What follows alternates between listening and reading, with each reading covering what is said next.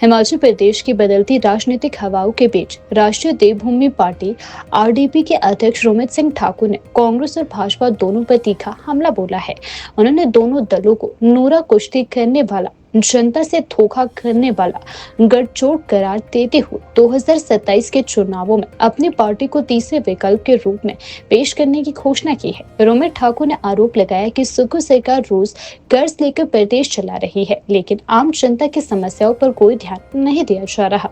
उन्होंने कहा कि विधानसभा सत्र जनता के मुद्दों पर चर्चा के लिए होता है, लेकिन कांग्रेस और भाजपा सदन के बाहर ड्रामा करने में व्यस्त दिखाई दे रही है। केंद्र से फंड को लेकर दोनों दलों के दावों को झूठा बताते हुए रोमित सिंह ठाकुर ने मांग की कि भाजपा और कांग्रेस मिलकर श्वेत पत्र जारी करे कि वास्तव में कितनी राशि मिली है। पंचायत चुनाव टालने पर भी उन्होंने सरकार को कटघरे में खड़ा किया। रोमित सिंह ठाकुर ने कहा कि जनता ठंड में टेंटों में रह रही है, जबकि दोनों दलों के नेता राजनीति की नूरा कुश्ती में मगन हो चुके हैं। साथियों, धर्मशाला में विधानसभा सत्र चला है और विधानसभा सत्र जब भी चलता है तो प्रदेश के लोगों को, प्रदेश के युवाओं को, किसानों को, बागवानों को, कर्मचारियों को एक नई उम्मीद जगती है कि इस विधानसभा सत्र में हमारे लिए कोई नीति, कोई योजना बनेगी। अगर सत्ता में बैठी सरकार उनके अधिकारों को या उनके अधिकारों की आवाज को अगर अनदेखा अनसुना करती है, तो विपक्ष का ये दायित्व होता है कि वो प्रदेश की जनता के हित में वो काम करे, वो नीतियां बनाए, वो योजना बनाए। जिन परेशानियों से प्रदेश की जनता जूझ रही है, उन परेशानियों का, उन समस्याओं का समाधान विपक्ष सदन के अंदर करवाए। यही दायित्व विपक्ष का होता है। लेकिन जहां पिछले 2-3 दिन से हम लगातार देख रहे हैं कि एक तरफ सत्ता पक्ष ये कहता है कि आपदा का समय है, आपदा हिमाचल प्रदेश में आई, केंद्र सरकार ने बड़ी बड़ी घोषणाएं की, भारतीय जनता पार्टी ने कहा कि 5500 करोड़ से ज्यादा की राशि हिमाचल प्रदेश को आई। वर्तमान की सरकार कह रही है हमें 1 रुपया नहीं आया। उधर से विपक्ष चीख चीख कर बोल रहा है कि हमने इतने करोड़ हमने प्रदेश को दिया।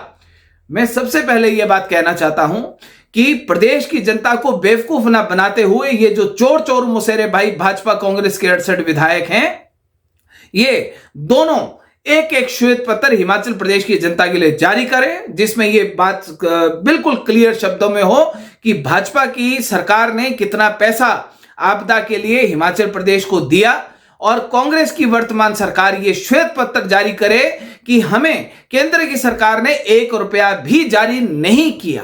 विधानसभा के सत्र का मुखौल बनाना ये इन 68 विधायकों की पुरानी आदत है। ये आदत से मजबूर है। जहां प्रदेश के जनता के अधिकारों की बात होनी चाहिए, वहां पर ये लोग सिर्फ टाइम पास करने और प्रदेश की जनता के अधिकारों का मुखौल बनाने के लिए वहां पर बैठे हैं। आज कर्मचारी सड़कों के ऊपर है, एचआरटीसी वाले कर्मचारी सड़कों के ऊपर है, पेंशनर सड़कों के ऊपर है, बेरोजगार युवा सड़कों के ऊपर है, किसान बागवान सड़कों के ऊपर है, दृष्टिहीन कर्मचारी सड़कों के ऊपर है, जो अपने लिए नीतियां, योजनाएं बनाने की इंतजार कब से कर रहे हैं। आउटसोर्स वाले इंतजार कर रहे हैं, करुणामूलक वाले इंतजार कर रहे हैं, ना जाने कितने कर्मचारी वर्ग वो आज इंतजार कर रहा है। हिमाचल प्रदेश के किसान बागवान इंतजार कर रहे हैं, बेरोजगार युवा इंतजार कर रहा है कि हमारे लिए कोई नीति, कोई योजना निकलेगी। लेकिन ये लोग, ये सत्ता की सरकार और विपक्ष दोनों प्रदेश के जनता की बात ना करते हुए ये दोनों वहां पर सिर्फ और सिर्फ अपना टाइम पास करने के लिए बैठे हैं। आज हिमाचल प्रदेश में आपदा का बहाना बनाया जा रहा है, पंचायत के चुनाव को टाला जा रहा है। पंचायत के चुनाव के लिए कहा जा रहा है कि जब तक आपदा जो डिजास्टर एक्ट है वो खत्म नहीं होगा, तब तक पंचायत चुनाव नहीं होंगे।